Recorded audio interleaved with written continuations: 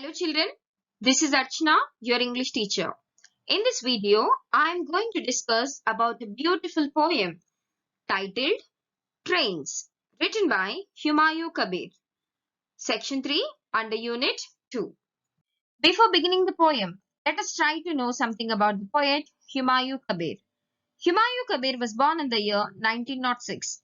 He was a Bengali poet, educationist, politician, writer, and philosopher. He published a book of poems in Oxford in the year 1932. He continued to write poetry, short stories, and novels, etc.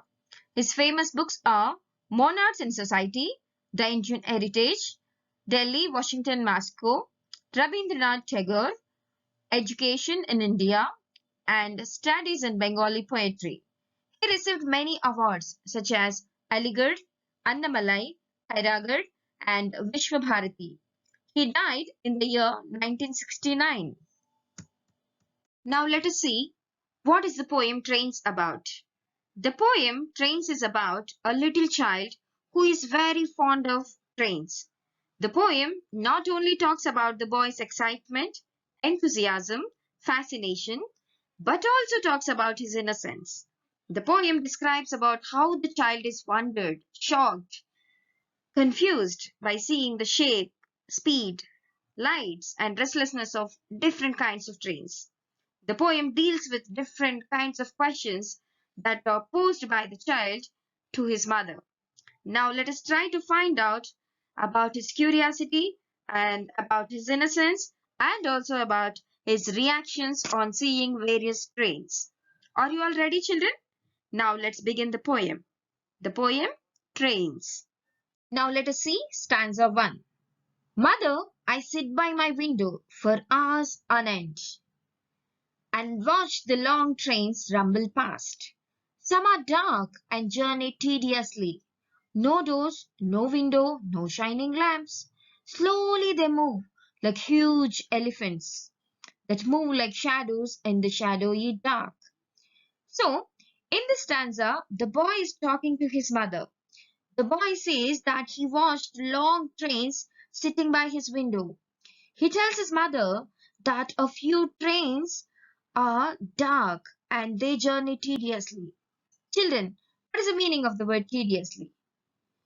Yes, it means boringly, tiresomely, uninterestingly. Children, you get tired, I get tired, all the human beings get tired, animals get tired, and birds get tired. What do you think about these trains? Do you think they get tired? No, never. That is highly impossible. Now, what do you think about this particular line? The poet says that the trains journey tediously. What is the literary device used in this particular line by the poet? Yes, that is personification. Because a person's quality is given to train here. That means it comes under personification. Now let's go to the next line.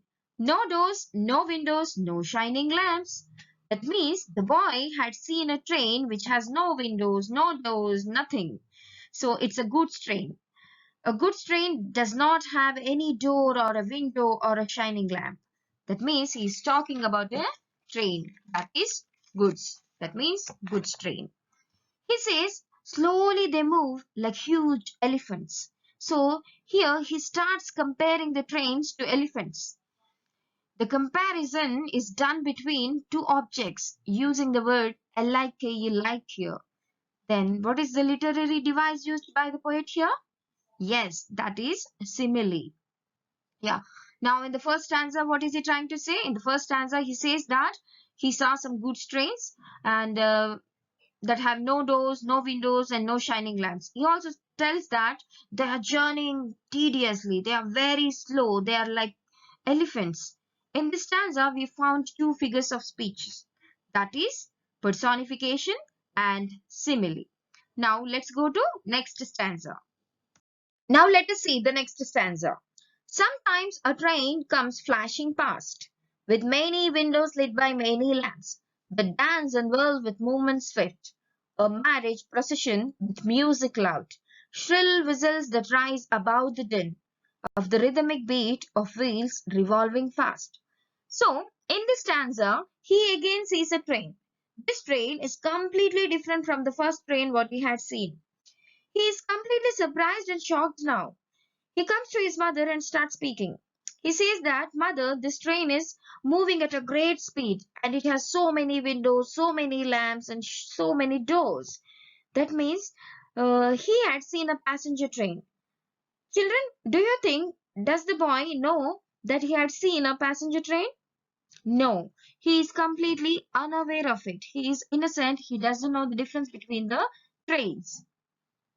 He tells his mother that the train appears as if some shining lamps are passing the way. With a lot of excitement, he tells his mother that the train appears as if there is a marriage. He also says that the movement of the train is a marriage procession, which is tremendously beautiful, exciting, and shining.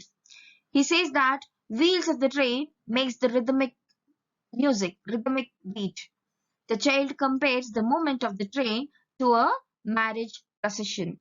The comparison is done between two objects or two things here. One is train, the other one is wedding procession, without using the words like as, and like, like in simile. But still, the comparison is done between two things. What is this? This is nothing but metaphor. When we make a comparison without using like and as, that is metaphor. Metaphor is an implied simile. In simile, you find like and as, but in metaphor, you do not find these two words, but still you find some comparison. The boy says the movement of the train is a marriage procession. The literary device used in this stanza is metaphor. Now let's go to next stanza. Now let us see the next stanza. On the hot afternoons, you go to sleep, and with dizzy heat swoons all the world. Even the crows doze and forget to caw. The dog lies in the shade with a hanging tongue. I watch for hours, and still the tireless trains march on and on along their iron road. So, in this stanza, the boy talks about the inactive and dull world in hot season.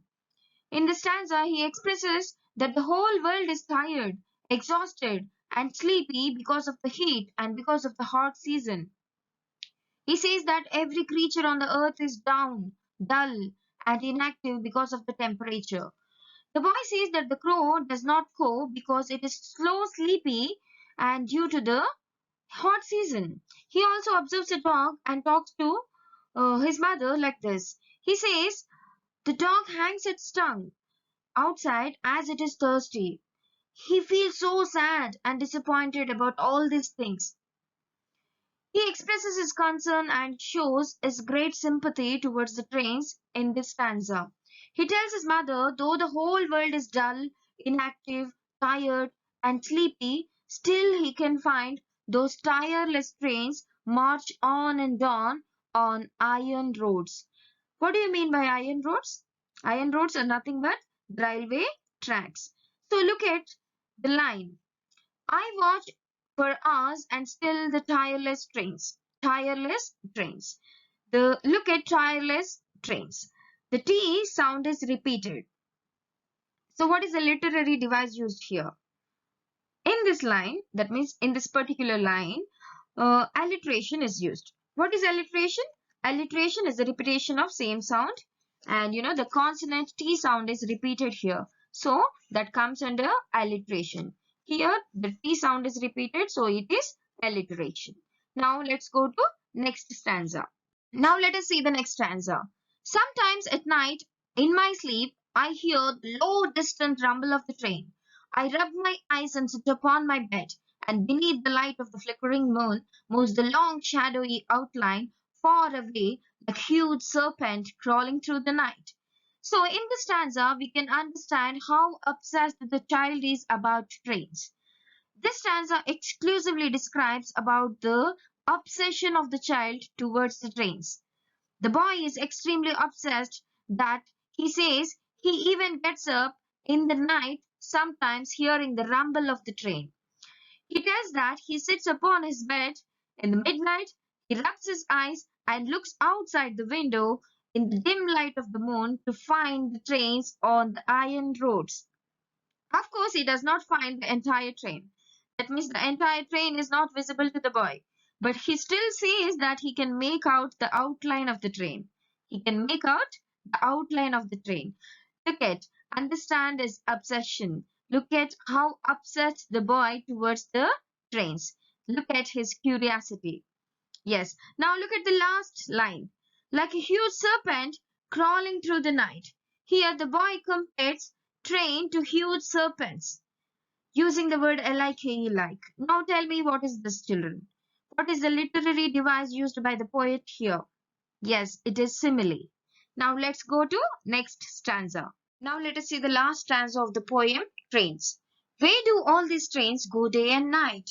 You say they bore their way through hills, they roar over bridges across mighty streams, they crash through forests and vast plains. But at the end of their restless journeyings, where do they go and finally rest?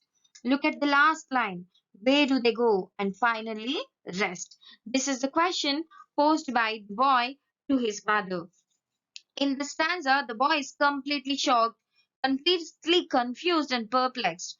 He asks his mother, where do all these trains go day and night? I don't understand, mother. Please tell me. He also says that, mother, you told me that these trains cross forests, hills, bridges, streams, and plains. Now tell me, where do they finally rest? He asks this doubt to his mother in this stanza.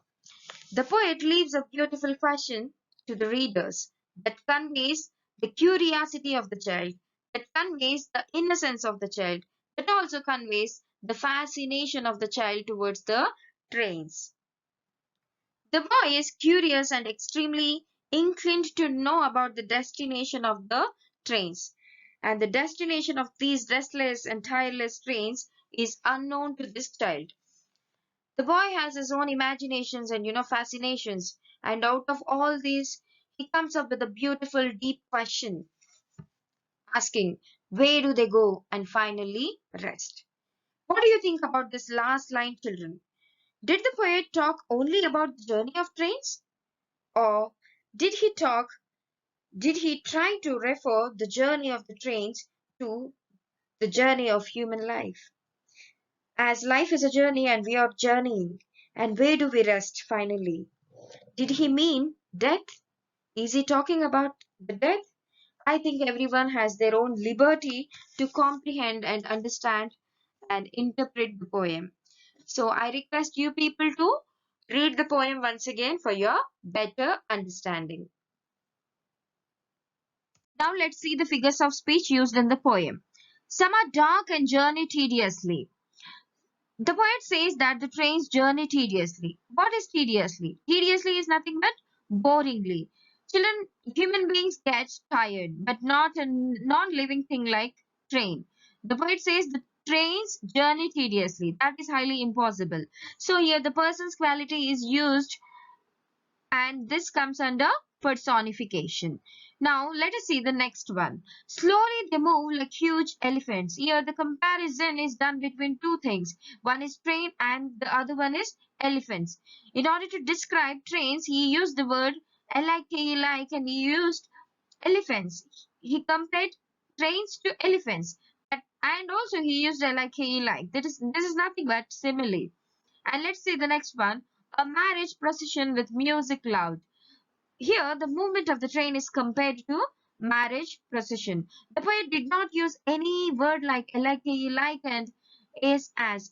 He just imagined that the movement of the train is a marriage procession. Without using like and is as, he compared.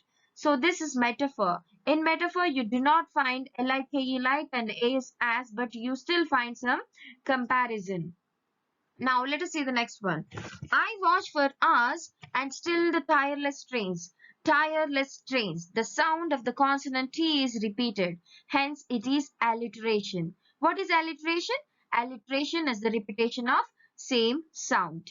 Now let's see the next one. Like a huge serpent crawling through the night. Here the trains are compared to serpents using like. This is nothing but simile. So the figures of speech that are used in this poem are personification, simile, metaphor, and alliteration. I want you people to go through the poem once again and check all these figures of speech. I hope you all understood the poem. Stay home, stay safe. Thank you very much. Bye bye. Take care.